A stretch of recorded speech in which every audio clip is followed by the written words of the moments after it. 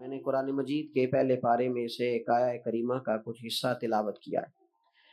اللہ کریم نے ارشاد فرمایا کہ فَكُلَّمَا جَاءَكُمْ رَسُولٌ بِمَا لَا تَهْوَىٰ، فرمایا تو کیا جب تمہارے پاس کوئی رسول وہ چیز لے کے آ جاتے ہیں جو تمہارے نفس کی خواہش نہیں، پیغمبر ایسی چیز تمہارے پاس لے آئے جن کو تمہاری خواہش تمہارا نفس قبول نہیں کرتا، لا تہوی انفسکم مستکبرتم، جن کو تمہارا نفس قبول نہیں کرتا تو پھر تم تکبر کرتے ہو،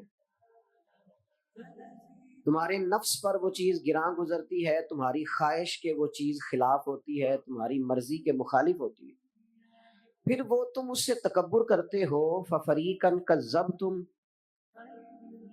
تو ایک گروہ ان میں سے انبیاء کو جھٹلاتا ہے، معاذ اللہ، ایک گروہ کیا کرتا ہے؟ نبیوں کو جھٹلاتا ہے، نبیوں کو، اور دوسرا اس سے بھی آگے بڑھ جاتا ہے، وَفَرِيقًا تَقْتُلُونَ، اور ایک گروہ ان کو شہید کر دیتا ہے۔ انبیاء کرام علیہم السلام کی جو تعلیمات ہوتی ہیں وہ کامل، اکمل اور مکمل ہوتی ہیں۔ انبیاء کرام علیہم السلام معصوم ہوتے ہیں۔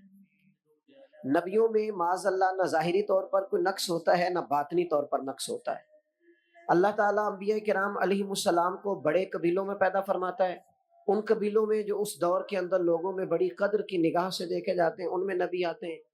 انبیاء کرام کو اللہ تعالیٰ حسن و جمال دیتا ہے، قد و قامت دیتا ہے، ان کو اللہ تعالیٰ پر وجیح چہرے دیتا ہے، کامل تعلیمات دیتا ہے۔ اور سب سے بڑی بات یہ ہے کہ انبیاء معصوم ہوتے ہیں، ان کے اندر کوئی نفسانی خواہش ہی نہیں ہوتی، نبی کوئی خطا کرتے ہی نہیں، کامل مکمل اکمل تعلیم نبی لے کے آتے ہیں۔ لیکن اللہ کا قرآن کہتا ہے کہ جب وہ چیزیں تمہاری نفس کی خواہش کے خلاف ہوتی ہیں، چیزیں بالکل مکمل ہیں، کامل ہیں، اکمل ہیں، نبی معصوم ہیں، عام آدمی اگر کوئی بات کرتا ہے تو اس کی بات میں نقص رہ جاتا ہے، کمزوری رہ جاتی ہے، کسی دانشور سے، کسی شاعر سے، کسی ادیب سے، کسی آپ جس نے اپنی دانش بینش کے حساب سے کوئی بات کی ہے، آپ اگر اس سے کوئی تربیت لیتے ہیں تو اس کی بات میں کمزوری رہ جائے گی، عام آدمی ہے۔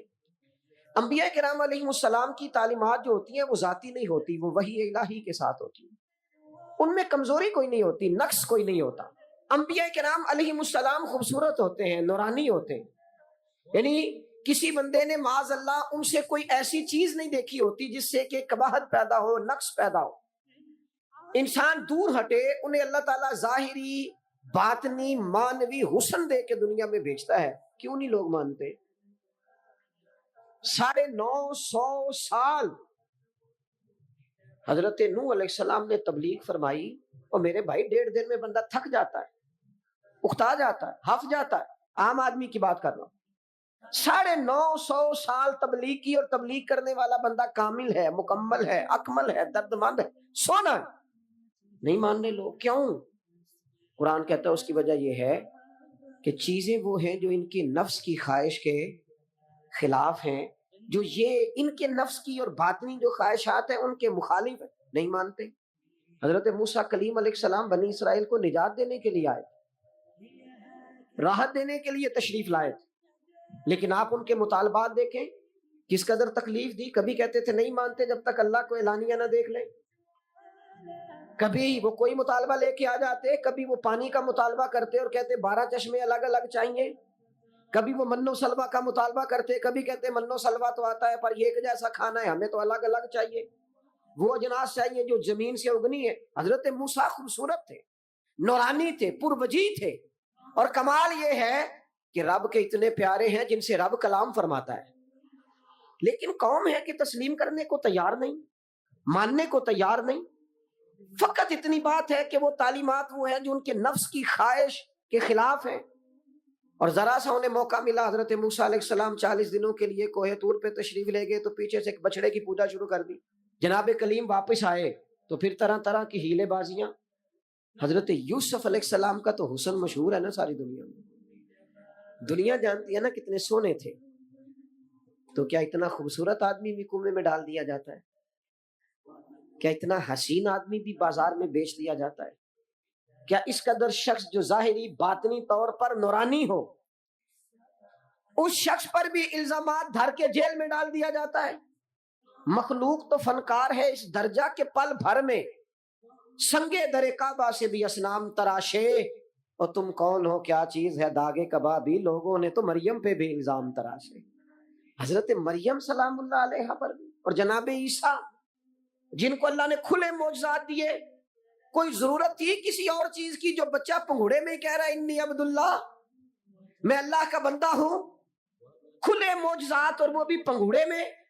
لیکن قرآن کہتا ہے تعلیمات وہ تھیں کہ جو ان کی نفس کی خواہش کے خلاف تھی، لہذا نفس کی خواہش، وہ جو ایک جگہ پہ قرآن مجید نے کہا نا کچھ لوگوں نے نفس کی خواہش کو خدا بنا لیا، وہ چونکہ خواہشات نفسانیہ کے خلاف تھیں، نتیجہ اس کا یہ نکلا کہ ان لوگوں نے پیغمبروں، رسولوں، انبیاء، اللہ کے محبوب بندوں کو جھٹلا دیا، یہاں تک کہ قتل کر دیا۔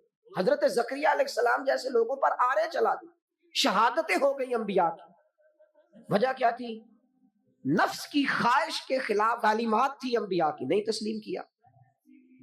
نبی اکرم نور مجسم شفیع معظم صلی اللہ تعالی علیہ وسلم کے نا سارے معجزات ان لوگوں نے اپنی آنکھوں سے دیکھے تھے، اور ایک دوسرے کے سامنے بیٹھ کے حضور کی تعریفیں کرتے تھے کہ میرا بھتیجا ہے، اس نے کبھی جھوٹ بولا ہو، ہے کبھی امانت میں خیانت کی ہو، ہے کبھی اس کے اندر کوئی نقص دیکھا ہو۔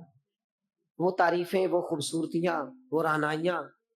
لیکن جب حضور نے اعلان نبوت کیا نا، اب وہ جو خواہشات نفسانیہ تھی نا، وہ جو باطن کے اندر خواہشات مچلتی تھی، میں سردار ہوں، میرے ڈھیر سارے غلام ہونے چاہیے، میں کسی کو اپنا داماد قبول نہیں کرتا لہذا بیٹی کو زندہ دفن کروں گا، میں یہ کیسے قبول کر لوں کہ غریب آدمی میرے برابر میں آ کے بیٹھ جائے، برادری کی اونچ نیچ کیسے چھوڑ دوں۔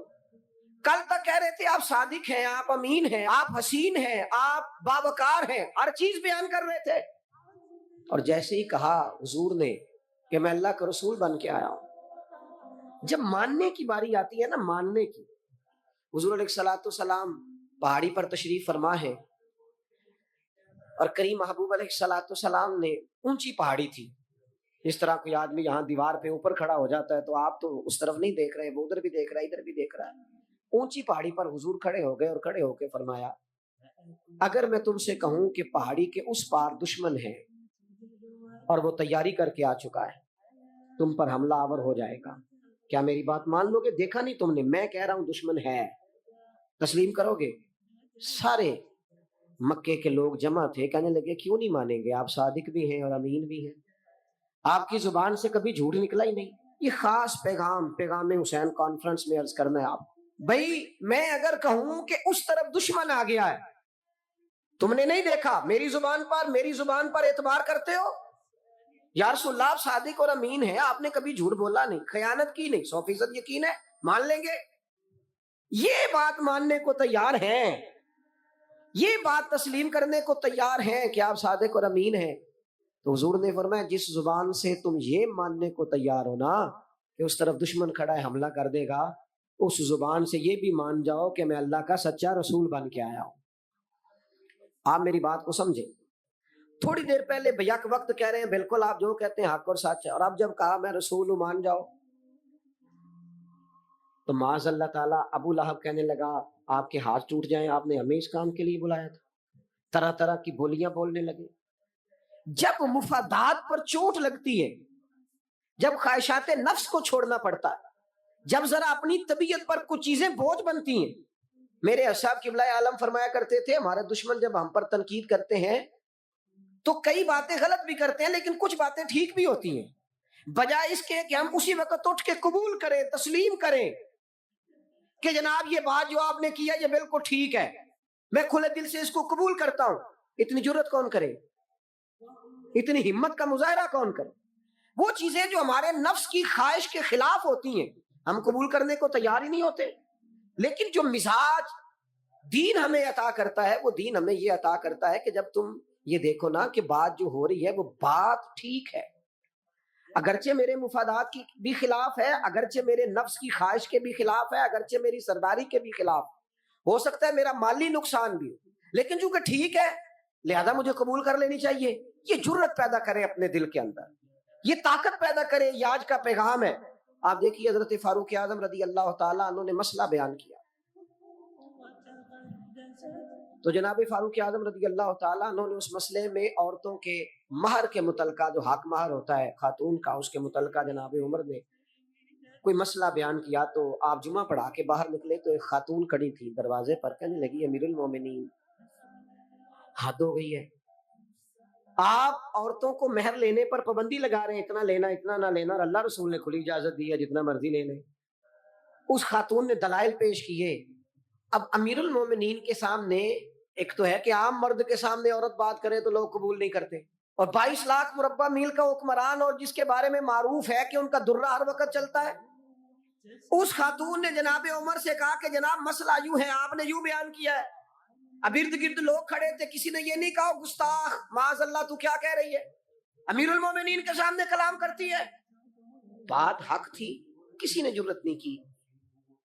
ایک شخص حضرت عمر سے کہنے لگے حضور آپ کچھ بولتے کیوں نہیں، کوئی تبصرہ کریں۔ فرمانے لگے بولنا کیا ہے، ایک مرد نے خطا کی ہے اور ایک عورت ٹھیک کہہ رہی ہے، اس کی بات درست ہے، میں کھلے دل سے قبول کرتا ہوں، نفس پر گرچہ چوٹ لگتی ہے اسے قبول کریں، کیوں حق کے معاملے میں حضرت صاحب بندے بڑے اچھے ہیں، قبلہ بڑے نفیس آدمی ہیں، اور جناب ان کی طبیعت بڑی اچھی ہے، تو پھر آپ قبول کر لیں ان کی بات کو۔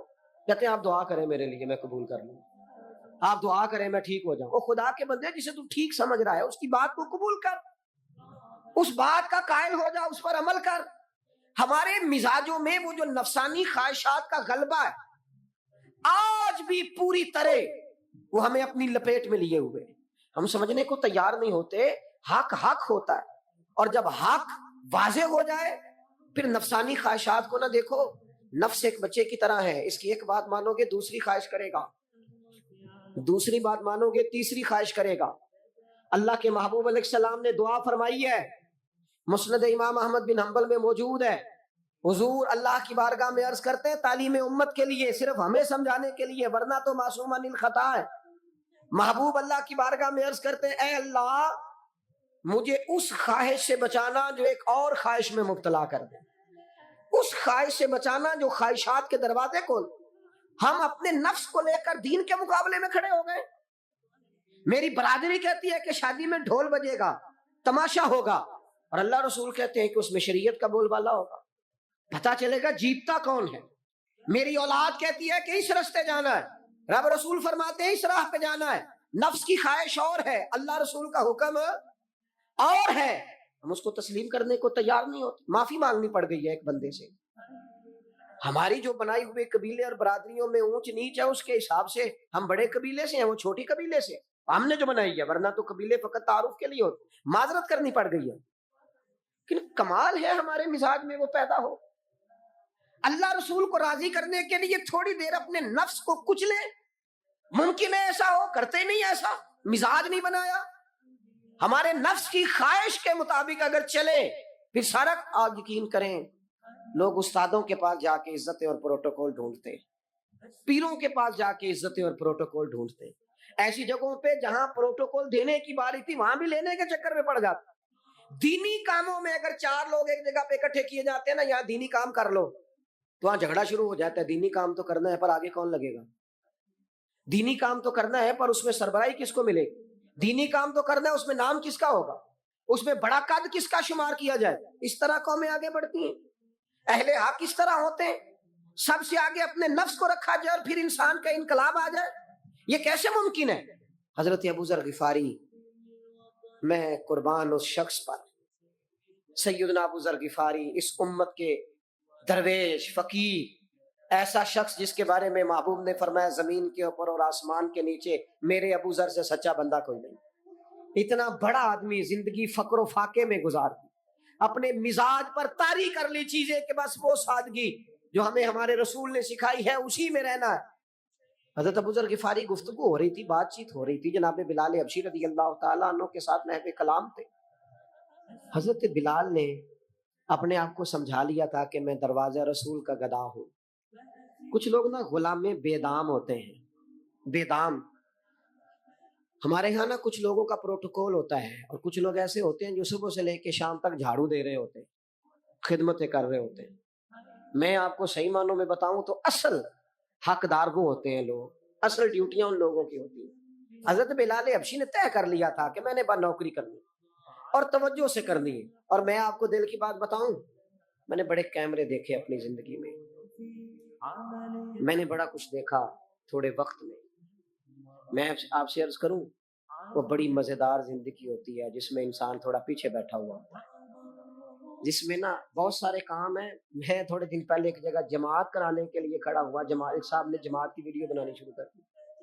بعد میں مجھے دوست بتانے لگے, وہ خدا کے بندے, عبادت تقریر میں کبھی رونا آ جاتا تھا, دعا میں رونا آ جاتا تھا, میں نے ضبط کرنا شروع کر دیا, چھوڑ دیا. لوگ آنسو بیچنے لگ جاتے, پیر صاحب رو پڑے. پیر صاحب کس بات پہ روئے؟ او خدا کے بندو, پیر کو معافی لے لینے دو اللہ رسول سے, اپنے لیے اپنے سنگیوں کے لیے اللہ کے حضور اسے آنسو بہانے دو. کوئی چیز تو کیمرے سے باہر رہے, کچھ چیز تو. کیا خوبصورت لفظ ہے مولا علی شیر خدا کے, فرماتے ہیں اسے مبارک ہو جسے تھوڑے لوگ جانتے ہیں, اسے مبارک ہو. سے ثبوت نہ پوچھو میتھوں, پلائے نظر کرم قد ہوئی. اے میں جانا یا دل بر جانے غیر نہ جانے کوئی, میں مسکین پرانا خادم کسے در ملی نہ ٹوئی. یہ تے واصف یار نے نظر جو کی تھی تے واصف واصف ہی ہوئی. یہ تو اس کا فیصلہ ہے, ہمارے لیے مقام شکر ہے, ہر مقام پر شکر گزار ہیں, عاجزی کرتے ہیں. لیکن جو معاشرے کا ماحول بن گیا, یعنی ایک بندے سے بھی آپ بغیر کیمرے کے ملاقات ہی نہیں کر سکتے. وہ زیارت کرنے آتا ہے اور وہ ساتھ کہتا ہے 30 سیکنڈ کا میں نے کلپ بھی بنانا ہے. اب تو زیارت ہو گئی, ختم ہو گئی بات. یہ کون سی زیارت ہے جو تو نے قید بھی کرنی ہے ساتھ؟ خدا کا خوف کرے. کیا کس طرف ہم جا رہے ہیں؟ بہرحال عام دام برسر مطلب حضرت بلال حبشی نے طے کر لیا تھا اپنی زندگی میں سادگی, پیچھے پیچھے رہنا ہے. وہ شہرت سے بچنے والا پیچھے پیچھے رہتا ہے, اور میرا جی چاہتا ہے ساری غزلیں اس ظالم کے نام کریں. کچھ لوگ طے کر لیتے ہیں میں نے پیچھے پیچھے رہنا ہے, ان کے اعلان کیے جاتے ہیں, بلایا جاتا ہے, پھر بھی پیچھے نکل جاتے ہیں. جو عرض کرنا چاہتا ہوں, حضرت سیدنا بلال حبشی نے طے کر لیا تھا. ایک دن کسی بات میں نا ہو جاتا ہے رائے کا اختلاف, رائے کے اختلاف کو کبھی مخالفت نہ بنائے, اپنوں سے اختلاف ہو تو اختلاف رائے رکھے, رائے دیں حکم کبھی نہ دیں. ہمارے یہاں لوگ حکم دیتے ہیں رائے نہیں دیتے, بعد میں ادھر ادھر بیٹھ کے شکوے کرتے ہیں, دسو جی میری منی نہیں. وہ بھی تیرے سے مشورہ لیا تھا, قبول بھی ہو سکتا ہے, رد بھی ہو سکتا ہے, ختم ہوگی بات. کسی بات میں جناب ابو ذر غفاری کا اور حضرت بلال حبشی کا رائے کا اختلاف ہو گیا. اب حضرت بلال حبشی غلام ہے جناب ابو ذر بڑے قبیلے سے, تو جناب ابو ذر غفاری نے بات کرتے کرتے حضرت بلال کو کہہ دیا, او حبشن کے بیٹے. تھے بھی وہ حبشن کے بیٹے, لیکن حضرت بلال کے دل کو تکلیف ہوئی. بعض لوگ کہتے ہیں میں نے سچ ہی بولا ہے. سچ اپنے بارے میں بولنا, تو دوسروں کے بارے میں سچ بولتا ہے, اپنے بارے میں بول. صرف تو دوسروں کے لیے بولے, او جی میں نے سچ ہی تو بولا تھا. سچ بولنے کی بھی حکمت ہے. سچ بولنے کی سب سے بڑا سچ کسی کو اللہ کی طرف بلانا ہے. اور میرا رب فرماتا ہے ادعو الی سبیل ربک بالحکمہ, کسی کو اللہ کی طرف بھی بلاؤ تو دانائی کے ساتھ بلاؤ, حکمت کے ساتھ. سب سے بڑا سچ بھی بولو تو دانائی کے ساتھ بولو. تو نے سچ بولا ہے اور تو نے لوگوں کا کلیجہ چیر کے رکھ دیا ہے. یہ کیا انداز ہوا تیرا سچ بولنے کا؟ یہ کیا طریقہ ہوا؟ حضرت سیدنا بلال حبشی رضی اللہ تعالیٰ عنہ کو جناب ابو ذر غفاری نے کہا حبشن کے بیٹے, بات سچی تھی. حضرت بلال کو تکلیف ہوئی, کونے میں بیٹھ کے روئے, اور غلام روئے اور آقا کو خبر نہ ہو. تڑپے جو ہم یہاں تو مدینے خبر گئی. حضور علیہ الصلوۃ والسلام پتہ چلا, محبوب نے منبر سجایا. حضور کی عادت تھی نامینیٹ کر کے اصلاح نہیں کرتے تھے, بائی نیم نہیں, نامزد کر کے نہیں, اوورال بات کر دیتے, سمجھنے والے سمجھ جاتے. حضور فرمانے لگے لوگوں کو کیا ہو گیا ہے, میں نے تو جاہلیت کی ساری باتیں پاؤں تلے رونتی تھی, ابھی بھی کہتے ہیں بلال کو حبشن کا بیٹا. حضرت ابو ذر غفاری کہتے ہیں باقی تو کوئی نہ سمجھے تو میں سمجھ گیا.